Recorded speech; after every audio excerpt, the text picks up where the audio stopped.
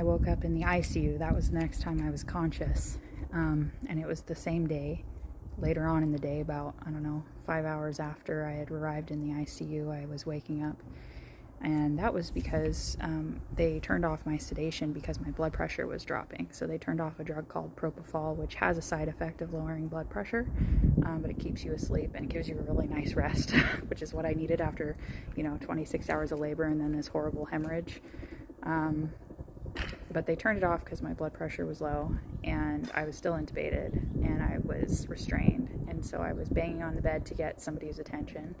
There was a nurse in the room, older lady. She pretended I wasn't there when I started banging on the bed. And then the respiratory therapist saw me and he gave me a pen and paper because I had motioned to write. And I wrote on the pen and paper asking to be extubated.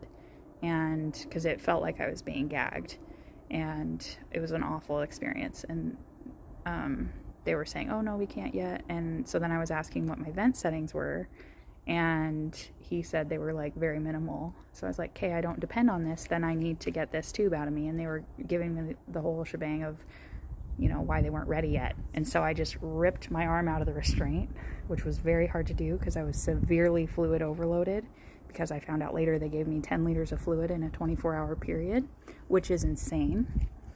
And when I ripped my arm out of the restraint, I pulled out my art line, which caused a huge hematoma on my wrist.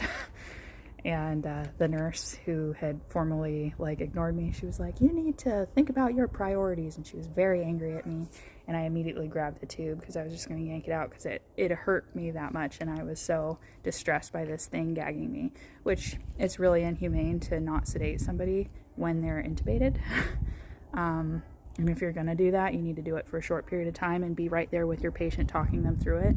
She was too busy charting and telling me how bad of a person I was and stuff. The only one that seemed to care was the respiratory therapist. And then I was asking for scissors so I could cut the balloon. I was finding the balloon so I could just rip it off and pull the tube out. And then they pulled in my friend who's also a flight nurse, coworker of mine.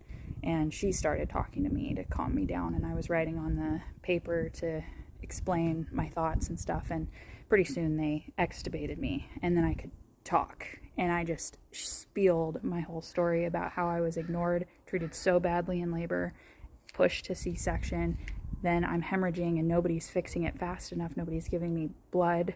And I'm spewing all this. And meanwhile, my medical team is like that nurse. And one of the doctors is just very angry at me for critiquing.